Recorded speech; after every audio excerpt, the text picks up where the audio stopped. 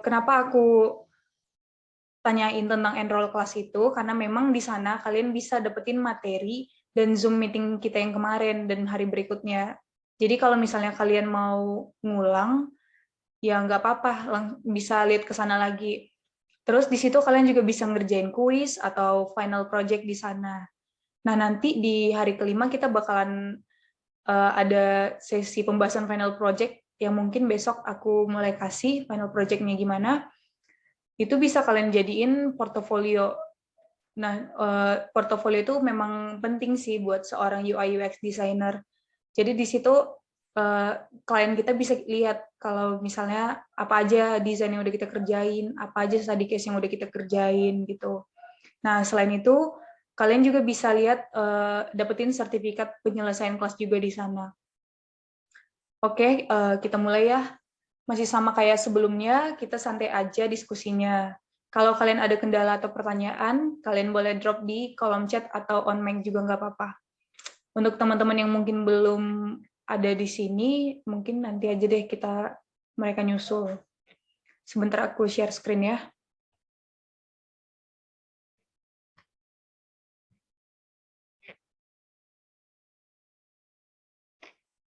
Udah kelihatan belum?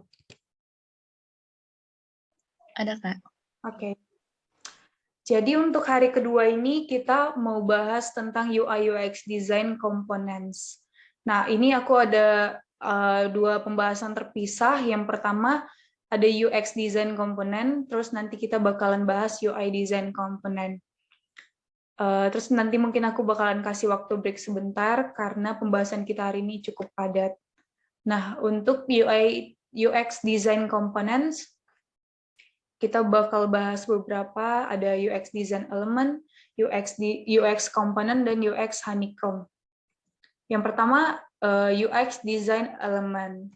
Nah, di sini kita bisa lihat gambar UX Design Element itu. Jadi dia mengikuti pola 5S, dimulai dari bentuk yang paling abstrak. Kalau misalnya kita bisa lihat ini, dari bawah, dari yang paling abstrak, sampai yang konkret di atasnya.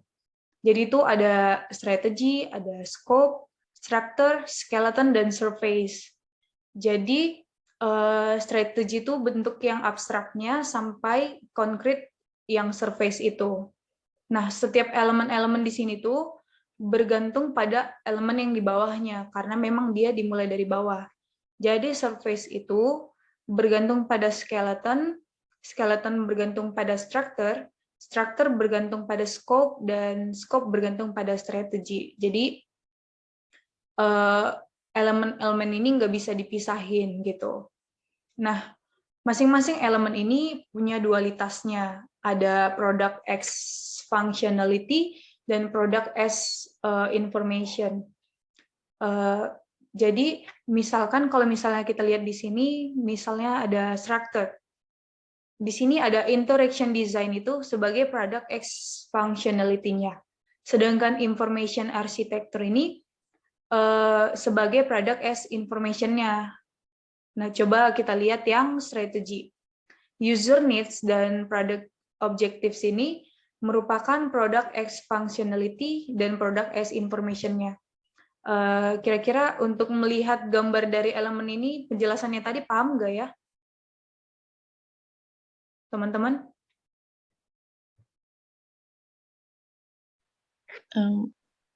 Maaf Kak, kurang paham. Oh, oke.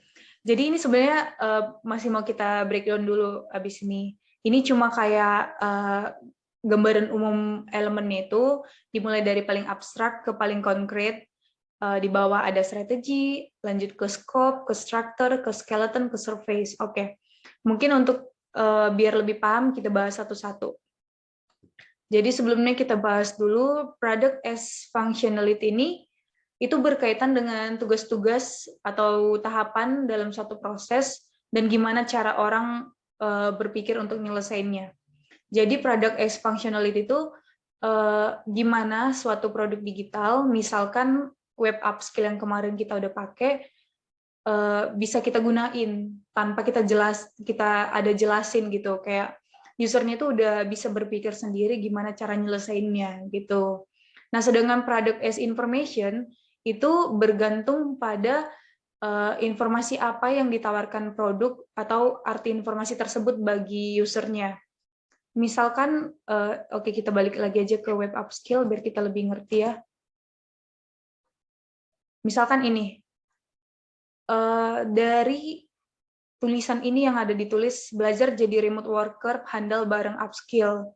Upskill membantu kalian untuk meningkatkan kemampuan digital kalian secara mudah dan menyenangkan. Nah, dari situ informasi yang diberikan oleh upskill ini kan kita udah ngerti. Nah, melalui web upskill ini, kita bakalan bisa mengasah diri kita sebagai remote worker gitu. Nah, kita balik ke slide-nya. Next, kita bahas satu-satu elemen yang ada tadi. Yang pertama ada strategy plan. Jadi, ini yang paling bawah tadi, yang paling abstrak. Ini adalah mula dari semua elemen UX itu. Di sini akan membahas beberapa pertanyaan seperti apa yang ingin kita dapatkan dari sebuah produk, terus sasarannya didasarkan pada kebutuhan pengguna dan tujuan bisnis produk. Maksudnya di sini kita itu udah mulai cari tahu nih, misalkan si user itu butuhnya apa gitu. Mereka buka upskill itu pengen apa? Oh, mereka pengen mau jadi remote worker, makanya mereka gabung ke upskill gitu kan. Terus yang kedua, tapi sampai di situ pengertiannya paham nggak sih? Kalau misalnya nggak paham, biar aku kasih contoh lagi. Soalnya memang hari ini kita lagi bahas materi-materi gitu, mungkin agak gimana. Gimana Kak? Paham nggak penjelasannya? Paham, Kak. Oke, makasih. Kak Nisa tadi on mic mau ngomong apa Kak?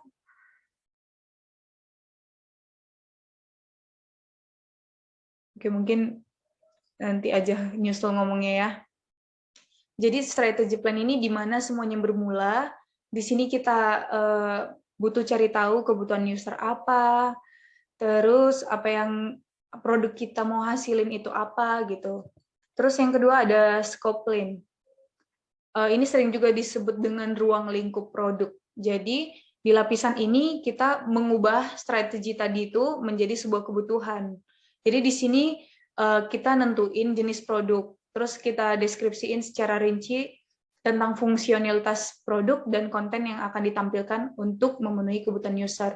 Misalkan gini, yang di strategi tadi kita kan kayak, oh mungkin yang lagi dibutuhin orang-orang sekarang itu mau jadi remote worker karena memang situasi sekarang juga udah pada online. Kalau misalnya kita kerja secara online pun lebih bagus gitu. Nah, di scope plan ini kita itu buat strategi tadi tuh jadi kebutuhannya gitu. Di sini kita tentuin jenis produk. Nah, untuk membantu orang-orang jadi remote worker, kira-kira apa yang bisa kita lakukan? Nah, misalkan di sini ada upskill. Upskill menjadi wadah untuk si remote worker tadi. Di sini mereka bisa belajar gitu.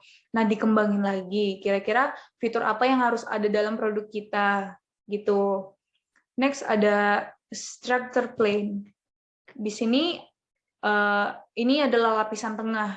Jadi di sini kita nentuin jenis produk, kan di sebelumnya kita udah nentuin jenis produknya. Nah, di sini kita bakalan bentuk ruang lingkupnya itu. Di sini kita bakalan cari tahu cara untuk desain dan gimana user ingin berinteraksi dengan produk yang kita buat. Jadi di sini kita udah mulai buat gambaran, nanti kita bakalan buat produk yang berbentuk web atau mobile gitu. Terus next kita ada skeleton. Nah, ini dia bertujuan untuk membuat struktur yang sebelumnya itu jadi berwujud, jadi berbentuk. Jadi di sini kita akan mengetahui tata letak dan kerangka produk. Kita udah bisa buat gambarannya, menu home di mana, menu profil di mana gitu. Terus user itu memang nggak akan langsung tahu cara pakainya karena memang ini masih bentuk kerangka gitu, bukan prototype. Nah, tapi setidaknya udah tahu gambaran kasarnya gitu. Nah, terakhir ada surface plan. Di sini produk kita udah ada secara visual. Jadi dia udah ada warna, udah ada gambar, udah ada button-button yang bisa diklik, terus udah bisa lah digunain sama si usernya. Oke, dari kelima elemen yang barusan kita udah bahas, kira-kira ada pertanyaan atau ada yang kurang jelas, boleh silakan dibuat di kolom chat.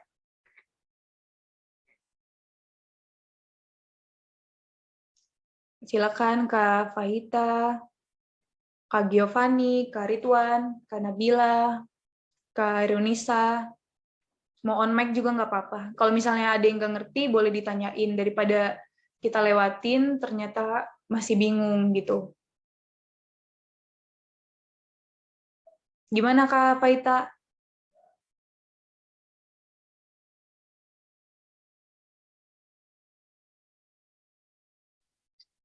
Kalau dari saya masih bingung bedanya produk as functionality sama produk as information itu bedanya apa gitu Kak? Oke, coba kita lihat lagi ya. Oke, jadi product as functionality itu ngomongin tentang fungsi dari si produknya tadi. Misalkan, coba kita lihat ke web upskill ini.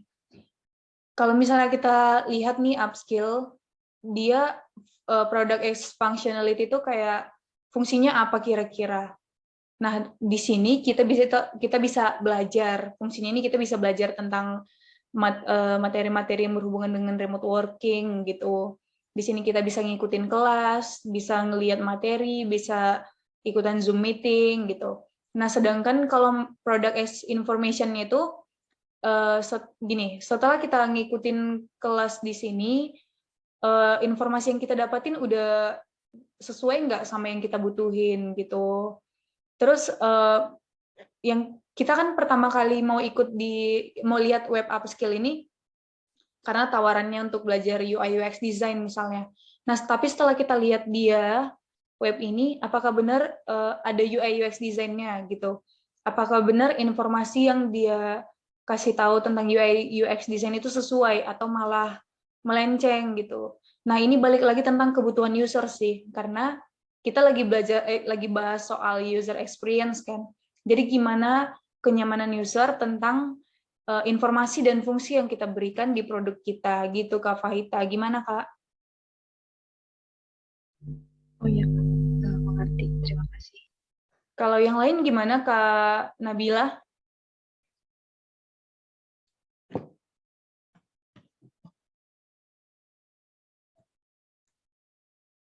Oke, kalau misalnya ada yang mau ditanyain nanti boleh drop aja di kolom chat. Ini ada yang kedua UX component. Nah, di sini yang pertama ada UX research. Jadi UX research itu riset yang kita lakukan ke user. Jadi kita cari informasi ke user kita tentang kebutuhan mereka, terus kita analisis. Terus hasil analisis itu kita buat kerangka gitu, desain produk kita yang sesuai kebutuhan mereka. Jadi UX research ini bisa kita lakukan dengan beberapa cara seperti yang pertama ada user interview. Nah, user interview ini interview yang biasa, mungkin kita udah tahu ya, itu udah umum. Jadi kita lakuin percakapan dengan user, dengan pertanyaan-pertanyaan yang udah kita sediain sebelumnya. Terus usernya itu bisa user yang sekarang ini pakai produk kita, atau user yang potensial. Maksudnya user yang mungkin bakalan pakai produk kita gitu. Kita sebut aja calon user gitu. Terus user interview ini bisa kita lakuin, mungkin bisa ketemu langsung, tapi dengan sekarang ini yang serba online, bisa juga kita lakuin lewat telepon, video call, dan banyak lagi. Nah, kedua ada contextual inquiry. Ini tuh gabungan dari observasi dan interview gitu. Jadi UX designer itu perlu datengin usernya itu ke lingkungan mereka, di mana mereka biasanya gunain produk kita. Misalkan kita buat aplikasi perkantoran, atau ini deh aplikasi GoFood, tapi yang digunain sama mitra yang jualan itu gitu. Jadi si mitra ini kan misalnya warung X. Warung X ini gunain GoFood kan di warungnya sendiri ya. mereka masukin menu-menu makanannya di situ, terus nanti drivernya datang jemput ke warungnya. Nah, di contextual inquiry ini, UX designer itu langsung datang ke warung si X itu, warung X. Mereka lakuin interview langsung di warung itu. Jadi memang lebih ke observasi, tapi dicampur interview. Oke, yang ketiga ada affinity diagram. Affinity diagram ini adalah metode brainstorming untuk ngumpulin gagasan, opini, masalah, atau solusi dari tim UX designer. Jadi setelah melakukan contextual inquiry itu, jadi ada beberapa orang gitu, bukan cuma seorang. Nah, tim UX designer itu nanti kumpul, terus mereka tulisin tuh gagasan, opini, atau mungkin masalah yang didapatkan oleh mitra GoFood tadi. Kira-kira apa? Terus mereka nawarin solusi yang mungkin apa, terus dikelompokin tuh mana masalah, opini, atau gagasan yang sama gitu. Terus berikutnya ada survei. Survei ini juga biasanya udah sering kita lakuin ya. Jadi di sini itu melibatkan kumpulan pertanyaan. Kita buat kumpulan pertanyaan gitu, bisa melalui Google Form paling sederhananya. Terus kita distribusikan ke orang-orang di luar sana gitu. Terus ada focus group discussion. Nah, ini udah mulai muncul sih di beberapa interview, ada focus group discussion, itu semacam kayak ada beberapa orang yang dikumpulin ke dalam satu forum diskusi, terus mereka dikasih masalah, anggap aja tentang kurangnya ketertarikan user kepada GoFood gitu. Terus mereka itu masing-masing user ini ngasih pendapatnya masing-masing. Oh, mungkin kurangnya karena memang biasanya kalau aku pesan dari GoFood makanannya nggak ada, jadi aku males pas pesan di GoFood gitu. Atau hal-hal lain. Jadi di situ mereka kumpul bahas satu masalah, tapi biasanya nggak ada leader gitu, dibebasin aja. Terus terakhir ada usability testing. Ini melibatkan peserta yang menggunakan produk kita. Terus mereka coba produk kita, terus kira-kira ada kesulitan nggak saat gunain produk kita itu, atau mungkin mereka udah puas atau gimana gitu. Oke, kita lanjut. Berikutnya ada information architecture ini. Jadi information architecture ini sebenarnya bukan objek yang nyata. Dia nggak terlihat, tapi untuk menuangkan dia itu ide-idenya itu kita buatkan sitemap atau text flow. Sama kayak yang udah kita jelasin di hari sebelumnya. Ada sitemap dan text flow. Oke, berikutnya ada wireframing dan prototyping. Ini juga kemarin udah ada kita singgung sedikit sih, wireframing, prototyping. Dari kakak-kakak yang ada di sini boleh jelasin lagi nggak kira-kira kedua hal ini bedanya apa? Kak Ridwan boleh silakan.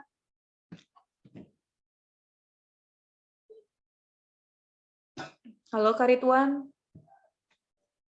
Halo. Ya, kemarin kan kita udah ada singgung tuh wireframe, prototype. Masih inget nggak bedanya apa? Udah ada di PowerPoint-nya, cuma dijelasin aja sesuai kata-kata yang Kak Ridwan buat sendiri. Kalau prototype tuh kayak menghubungkan tombol buton ke buton yang lain. Jadi misalnya kalau dipencet bakal masuk ke halaman yang selanjutnya. Kalau prototype. Kalau wireframe nggak tahu apa lagi. Oke, jadi wireframe itu gambaran kasar dari produk yang kita buat. Misalnya kalau kita lihat gambar ini wireframe namanya. Jadi dia belum ada dikasih warna, belum ada kontennya. Ini kan masih heading 1 ya. Jadi dia belum dikasih tahu kalau itu bagian apa gitu.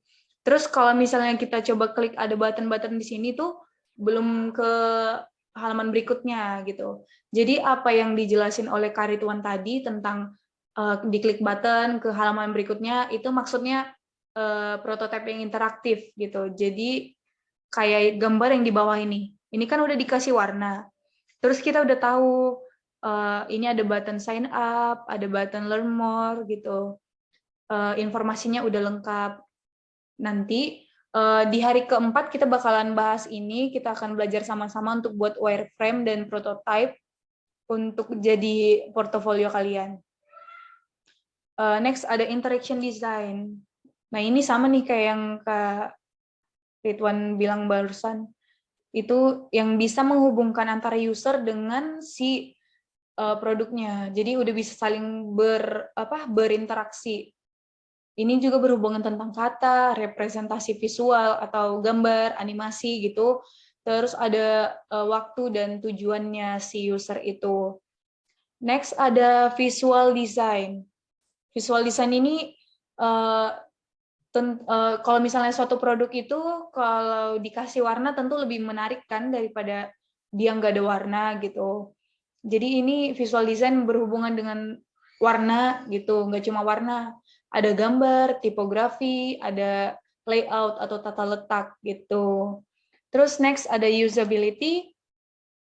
Usability ini ada 5 komponen sebenarnya. Dia ada learnability, efficiency, memorability, errors, dan satisfaction.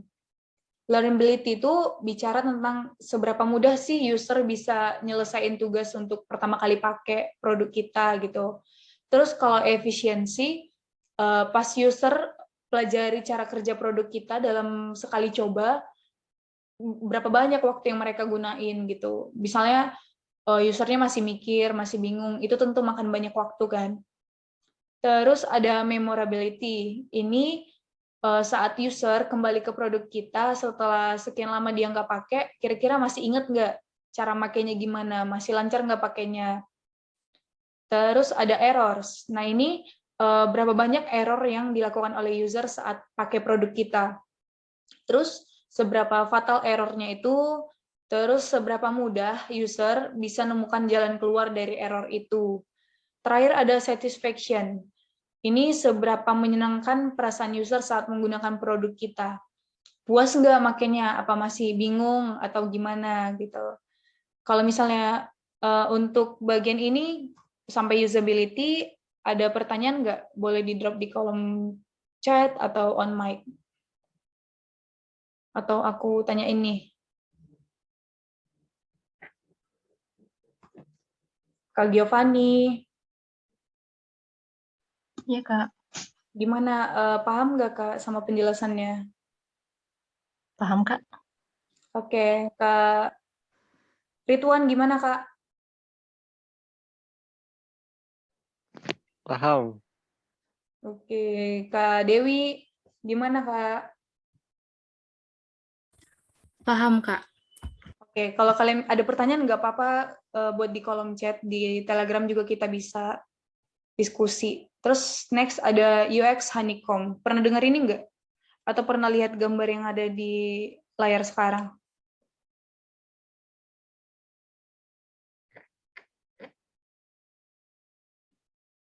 Halo, Belum, Kak. Baru pertama kali lihat. baru pertama kali. Oke. Nah, ini namanya UX Honeycomb. Jadi ini dibuat atau diinisiasi oleh yang namanya Peter Moorfields, namanya ada di bawah ini. Jadi dia itu membuat presentasi atau inti dari sebuah UX atau user experience itu.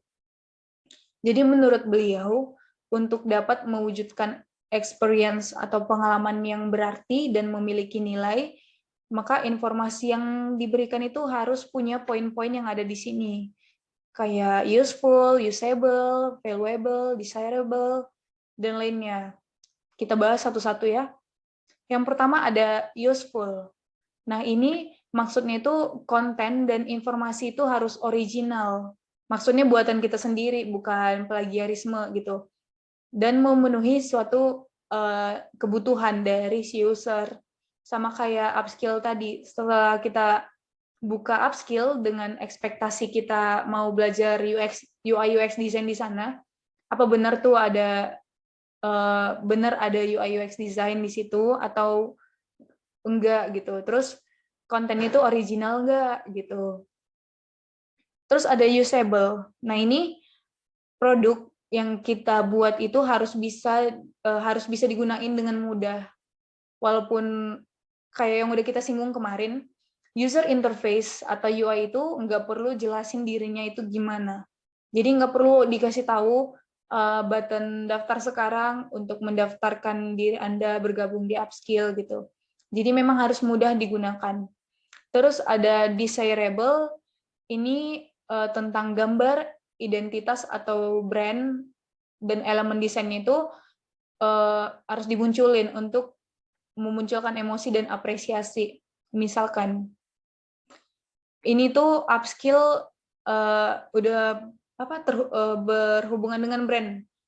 Kan ada dicantumin tuh, terus gambar ada, terus button-button ada. Nah, ini kita sadar apa enggak udah menarik perhatian kita gitu dibandingkan dengan produk yang flat, yang nggak ada gambar, yang nggak ada warna, terus brandnya kita juga nggak tahu apa gitu.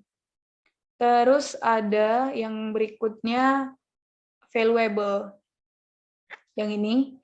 Nah, produk itu harus memberikan nilai ke kita. Jadi produk digital yang kita buat itu nggak boleh sia-sia. Tentu harus ada nilai yang bisa didapatkan oleh usernya dan yang kita dapatkan juga. Jadi dua-duanya antara si yang buat produk dan yang menggunakan produk itu ada keuntungan gitu. Terus ada findable. Nah, di bagian ini konten yang kita buat itu harus bisa ditemuin lokasinya. Misalkan, kalau misalnya kita mau daftarin diri kita bergabung di Upskill ini, kita udah langsung tahu kita mau kemana. Jadi kita langsung klik student registration gitu. Terus kalau misalnya kita mau buka profil kita, andaikan kita udah berhasil login, kita mau kemana? Kita langsung ke icon yang bentuk orang ini. Itu terakhir, contohnya kalau misalnya kita mau melihat daftar course yang ditawarin sama Upskill, kita bisa klik all course ini gitu. Oke, next ada accessible gitu. Dia konten dan informasi itu perlu bisa diakses orang-orang dengan disabilitas. Nah, ini ada kita singgung sedikit tentang warna. Jadi ada yang disebut dengan psikologi warna. Itu banyak kumpulan-kumpulan warna. Jadi untuk orang-orang yang mungkin buta warna, mau itu buta warna total atau parsial, jadi bisa kita lihat tawaran warna atau cara membuat warna supaya mereka bisa lihat juga tuh warna gitu. Misalkan nanti kita buat warna merah untuk error. Nah, itu mungkin udah template lah gitu. Tapi nggak cukup. Bentar ya, coba kita contohin. Sorry, bentar.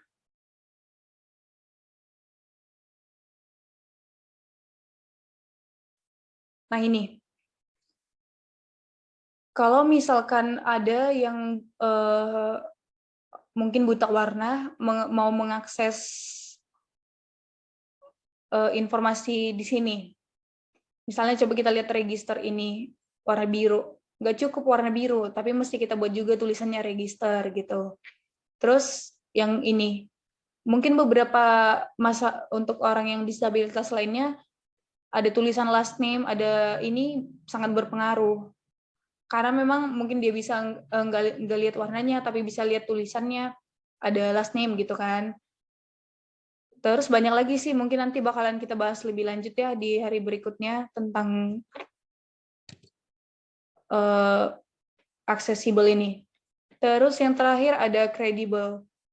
Nah, ini orang-orang itu harus yakin dan percaya pada apa yang kita sampaikan ke produk. Jadi kita harus buat produk yang memang meyakinkan. Jadi mungkin source kita itu emang diyakini orang, emang orang percaya sama source yang kita punya gitu. Nah, sampai di sini ada pertanyaan nggak? Kalau nggak ngerti juga boleh di-share. Atau penyampainya terlalu cepat atau gimana? Nggak apa-apa. Kak, kalau peletakan ini yang useful, usable kayak gitu-gitu, ngaruh nggak sih, Kak? Jadi kenapa harus bentuk honeycomb? Kenapa harus bentuk kayak madu gitu. Oh, jadi itu sebenarnya eh, ilustrasi dari si Peter Morville ini sih, kayak dia kayak buah honeycomb ini kan apa ya kita ngomongnya, nyatu gitu kayak gini, bentuknya itu kan apa ya ngomongnya, saling nempel gitu, kayak dia mau nyampein kalau misalnya hal-hal yang ada di sini tuh memang berdampingan gitu, nggak terpisah, makanya dia ilustrasi ini tuh jadi bentuk honeycomb gini. Paham? Dapat nggak maksudnya? Paham Kak? Jadi kayak saling berkaitan gitu satu sama lain ya Kak. Jadi ini memang satu kesatuan untuk buat informasi di UX itu bermanfaat. Jadi dia nggak terpisah. Dia itu satu sama lain itu saling beriringan gitu deh maksudnya. Dapat nggak? Dapat Kak. Makasih Kak. Terus ada yang mau nanya lagi nggak tentang yang sebelumnya juga boleh.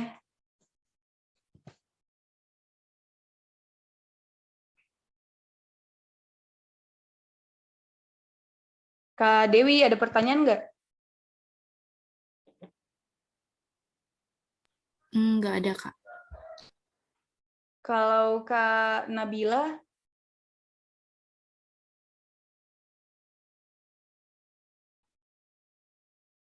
mungkin ada gangguan sinyal. Oke, Kak Fahita, gimana? Ada pertanyaan nggak?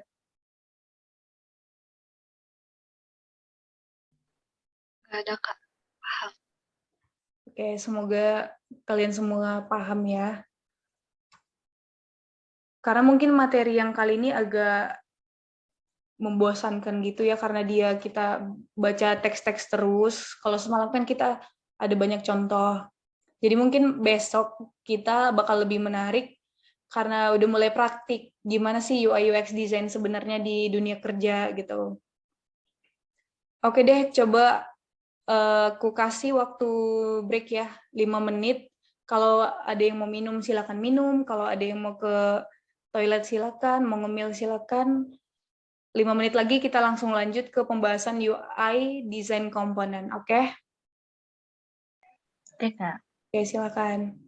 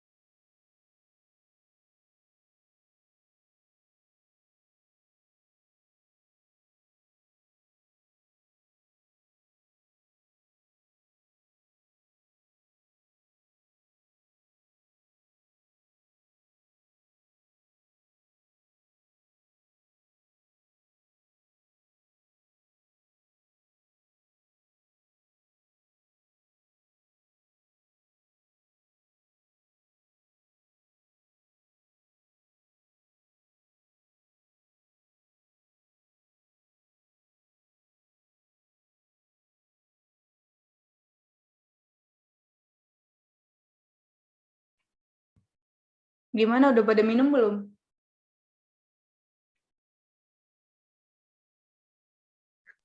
Sudah, Kak. Oke.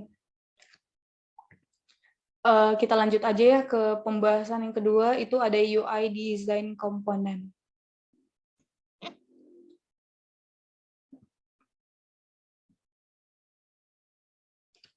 Udah kelihatan nggak screen-nya? Terlihat, Kak? Oke. Di UI Design ini kita ada bahas dua tentang UI Design Element dan UI Design Principles. Yang pertama, UI Design Element. Nah, UI Design itu, elemen itu ada, itu untuk buat kita konsisten tentang desain kita. Jadi, sadar nggak sadar, user itu udah akrab dengan icon aja, kita sebut icon yang udah ada selama ini gitu. Misalkan, gini, kalau misalnya kalian lihat ada icon keranjang, itu biasanya untuk apa tuh? Misalnya setelah kita klik yang tampil apa?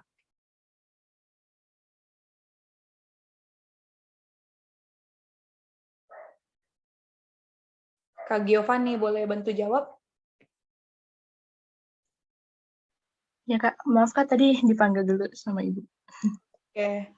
Kalau misalnya kita lihat icon keranjang gitu di satu platform kayak Shopee, Tokopedia, itu biasanya untuk apa icon keranjang? Untuk check out. Itu emang udah umumnya kan gitu kan, kalau kita lihat icon keranjang. Nah, kalau misalnya dia icon rumah, itu biasanya untuk apa, Kak Fahita?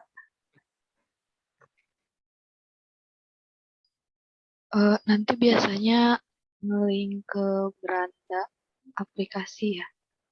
Iya, itu benar. Jadi itu kan kayak udah template gitu di semua aplikasi. Jadi user tuh udah akrab, udah hafal, oh kalau misalnya dia icon rumah, ini bakalan ke beranda nih. Kalau misalnya dia icon orang, oh ini ke profile nih gitu. Yang pertama, elemen itu ada beberapa jenis. Yang pertama ada input control. Nah, input control ini memungkinkan user untuk memasukkan atau memberikan informasi ke dalam sistem. Coba kita lihat contoh-contohnya. Yang pertama ada checkbox. Ini kan untuk diklik gitu, kayak kita mau pilih federal atau non federal gitu. Terus ada radio buttons, ada drop down list, text fields, date and time pickers, buttons, list box, toggles, dan drop down button. Nah, ini semua gunanya itu untuk input masukan dari user. Kayak usernya mau milih apa, mau milih tanggal berapa. Kalau misalnya kita pilih mau beli tiket pesawat, mau pilih tanggal berapa, yang muncul kan date and time pickers ini ya.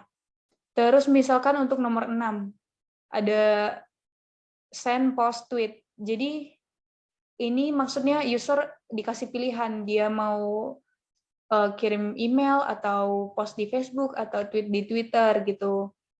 Terus untuk yang contoh 4, bisa dibantu jelasin nggak Kak Dewi ini untuk apa? Nomor 4 ini biasanya.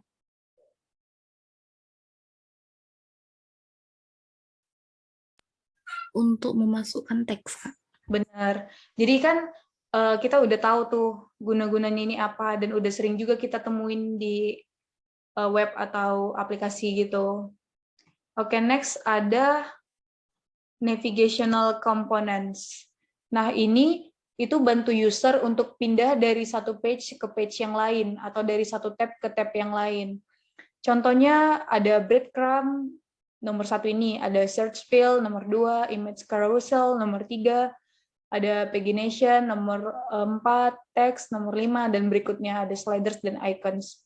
Nah, coba aku tanya Kak Giovanni, nomor 4 itu biasanya sering kita temuin di mana ya? Di Google atau di blog kayak gitu, Kak. Oke, boleh dijelasin nggak kalau implementasinya gimana, cara pakainya gitu? Jadi untuk ke halaman selanjutnya itu tinggal di klik next atau kita bisa langsung ke halaman misalnya ke halaman 7, langsung klik ke 7 gitu. Benar. Oke, selanjutnya ada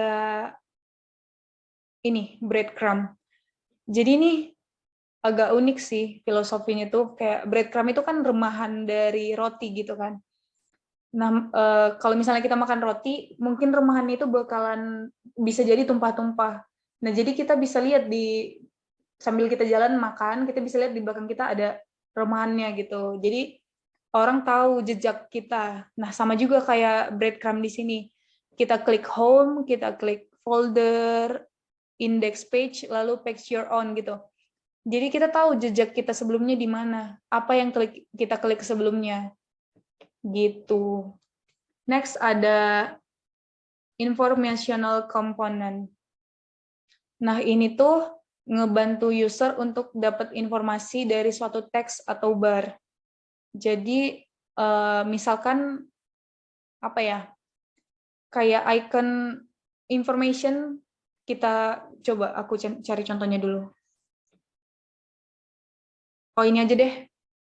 Nomor 2, notifications. Misalkan kalau kita buka WhatsApp, kalau misalnya ada chat dari teman kita gitu, atau dari siapalah, di atasnya itu kan bakal ada dikasih tahu ya, chatnya ada sebanyak ini gitu, ada notification-nya.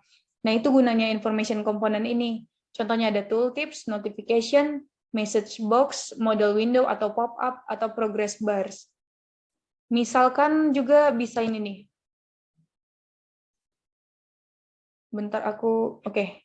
Ini, kalau misalnya kita klik profile ini saat kita belum login ke upskill ini, yang muncul adalah pop-up. Nah, ini juga salah satu dari informational component. Jadi, kita bisa dapat informasi bahwa kita belum login atau sign up. Nah, itu namanya pop-up.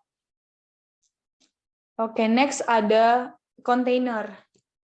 Nah, ini itu contohnya accordion, itu kayak kelompok komponen yang sering digunain ketika informasi atau konten yang ada di web kita itu banyak. Jadi dikelompok-kelompokin ke beberapa bagian, kayak ada ini accordion title 1, title 2, title 3 gitu. Dia itu digabungin ke satu-satu sesuai dengan kelompoknya masing-masing, terus user itu bisa fokus jadinya. Dia mau kemana. Jadi ini disembunyiin dulu, kalau misalnya kita klik, dia kayak yang di bawah ini. Kita klik lagi, dia muncul informasinya di bawah. Oke, itu aja untuk bagian UI element. Ada yang mau ditanyain nggak?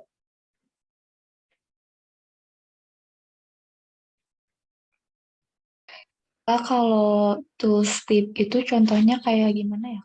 Tooltip. Yang Yang ini. Oke. Kalau misalnya kita pertama kali pakai Figma contohnya, kalian kan udah pada punya akun kan? Itu kan ada dikasih tahu step-stepnya, kayak tutorial gitu loh di Figma-nya sendiri, kayak bagian ini untuk rectangle gitu. Dapat nggak maksudnya? Kayak waktu pertama kali kita daftarkan akun di suatu platform, kayak ada tutorial singkat gitu, bagian ini adalah ini, iya. atau kita skip aja tuh tutorial gitu. Dapat ya? Oh iya, Kak. Ya. Terima kasih, Kak. Enggak.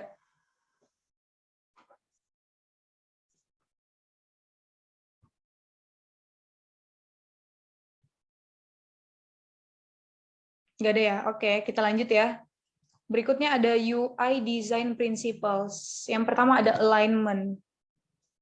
Alignment ini berhubungan dengan spasi di suatu konten atau informasi.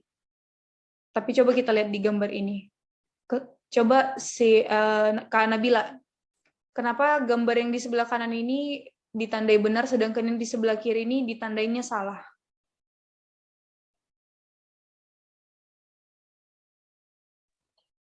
Soalnya lebih enak dibaca aja gitu. Oke.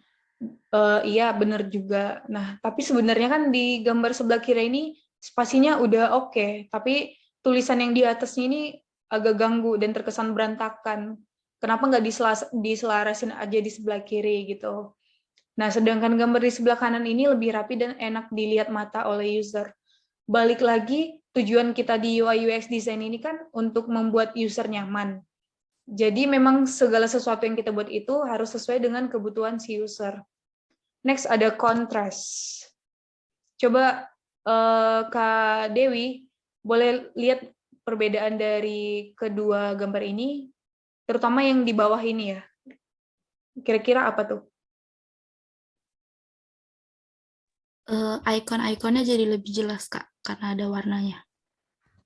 Oke, benar. Jadi memang kalau misalnya kita udah buat warna terang, digabung ke warna terang, kita bakal susah lihat tulisannya di situ. Sama kayak ini sebenarnya bukan warna terang ya, tapi warnanya agak mirip, jadi nyaru. Kita agak susah lihat sebenarnya ini tulisannya apa, gambarnya apa gitu. Sama kayak di profil ini juga, warna ungu digabung dengan abu gelap, ini apa ya kira-kira. Jadi usernya bingung gitu kan. Nah, tapi untuk yang sebelah kanan ini, warna putih digabungkan dengan warna ungu. Jadi itu lebih mudah dilihat mata user. Jadi kalau bisa, kalau kita milih warna di satu produk kita itu, kita pilih satu yang terang, satu gelap gitu. Jadi ada dua warna utama, biar kita bisa implementasiinnya dan kontrasnya bagus. Oke, next ada space. Kak, siapa lagi nih? Kak Fahita, boleh dijelasin nggak soal gambar kiri dan kanan ini? Tentang space atau spasinya. Kalau dilihat yang kiri itu spasinya gede ya kayak antar kontennya. Sedangkan kalau yang kanan itu lebih rapat, lebih dempet gitu loh antar kontennya. Iya, benar. Jadi bukan cuma manusia aja yang butuh nafas. Nah, produk juga butuh nafas, butuh ruang untuk bernafas. Sadar nggak sadar, kalau misalnya aplikasi atau produk kita itu terlalu mepet, itu bisa buat mata usernya itu capek bacanya. Tapi kalau misalnya dia ada ruang nafasnya, white space gitu, dia bakal bisa tahan lama untuk lihat produk kita gitu. Dan yang terakhir, oh bukan terakhir, next ada color. Sama kayak yang udah kita bahas di masalah kontras sebelumnya, pemilihan warna ini juga memang sangat penting. Jadi balik lagi ke psikologi warna, tapi kalau dibahas memang nggak akan habis sih. Jadi itu warna itu memang sangat berpengaruh di suatu produk. Bisa kita lihat di tulisan di screen, menurut penelitian dari Colorcom menunjukkan bahwa user atau customer hanya membutuhkan waktu 90 detik untuk menilai suatu produk dan sekitar 62% hingga 90% penilaian tersebut didasarkan hanya pada warna. Warna itu sangat berpengaruh dan memang kayak udah ada pengelompokan jenis warna dan produk itu. Mungkin nanti aku bisa share untuk kalian lihat. Kayak misalnya warna psikologi warna deh. Warna merah itu biasanya ditandakan dengan berani gitu. Kalau warna kuning apa? Jadi semua warna-warna itu memang kita pertimbangkan untuk kita masukin ke produk kita. Next ada typography. Nah, poin utama dari typography ini adalah kemudahan dalam membacanya. Kayak tulisan depan ini kan mudah ya kita lihat huruf-hurufnya apa gitu. Tapi kalau misalnya di informasi yang sangat panjang gitu, kita kasih fontnya itu yang handwriting, bakal susah bacanya, bakal sakit mata usernya. Apalagi kalau antar hurufnya tuh dempet-dempet, nggak ada jaraknya gitu. Jadi memang tipografi itu berurusan dengan kemudahan membaca. Walaupun suatu typeface itu bagus, cantik dilihat, tapi kalau misalnya mudah dibaca, tentu udah ngurangin nilai dari produk kita. Next ada konsistensi. Nah ini, coba kita lihat yang sebelah kiri dan sebelah kanan. Coba siapa ya?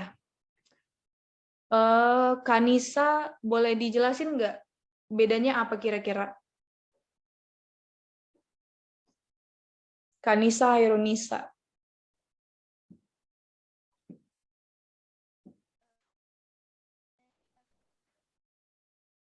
Halo Kanisa. Udah open mic tapi suaranya nggak ada ya?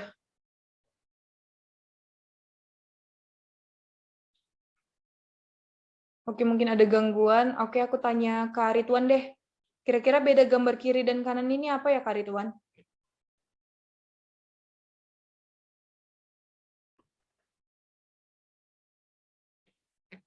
Bedanya jadi kalau yang bedanya udah ada hitam-hitamnya, kalau sebelahnya belum. Oke, Yang tombol home. oke.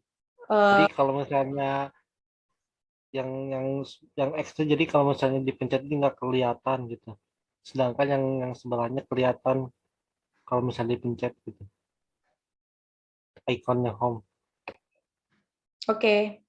Jawaban Kak Ridwan tuh ada benernya juga. Tapi untuk berhubungan dengan konsistensi, masalah utama yang ada di dua gambar ini tuh, coba kita lihat icon jam ini. Dia garis pinggirnya itu, kayak garis pinggir itu kita sebutnya stroke. Nah, stroke-nya itu kan ketebalan ya, sedangkan yang icon rumah ini terlalu tipis. Nah, icon email ini biasa aja gitu. Jadi dia nggak konsisten. Jadi di Figma itu kita bisa atur stroke-nya itu mau berapa, mau 1, 2 gitu. Maunya konsisten. Kalau icon satunya itu stroke-nya 2, yang lainnya juga 2 gitu. Nah, sedangkan sebelah kanan ini kan walaupun nggak terlalu sama, dia udah lumayan konsisten. Jadi yang ke icon rumah ini udah ada stroke-nya, icon email udah dikurangi stroke-nya, sama juga yang jam udah dikurangi juga. Terakhir ada simplicity. Jadi ini masalah bagaimana cara membuat sekumpulan sistem yang rumit pada suatu digital platform agar tampak sederhana di mata user. Nah, semakin sederhana desain yang kita buat itu semakin mudah user cari tahu cara penggunaannya gimana. Tapi sederhana yang dimaksud itu tetap bernilai, tetap ada dapat value-nya gitu. Sederhana tapi malah nggak ada menunya, bukan gitu. Tapi dia sederhana, ada menu-menunya sesuai dengan kebutuhan user, tapi nggak berantakan gitu. Coba kita lihat contoh upskill ini. Nah, ini kalau dari segi desain ini udah kita nyebutnya sederhana. Kenapa? Karena memang tulisannya nggak banyak di sini, ada biasa aja, informasinya belajar jadi remote worker yang handal bareng upskill bla bla bla. Animasinya ada satu yang memang sesuai dengan upskill ini brandingnya. Terus kalau misalnya ada animasi lagi di sini, animasi di sini, animasi di sini, itu udah kayak berantakan, jadi nggak sederhana. Itu maksudnya. Oke. Itu aja pembahasan kita untuk UI, desain komponen. Kira-kira ada yang mau ditanyain nggak?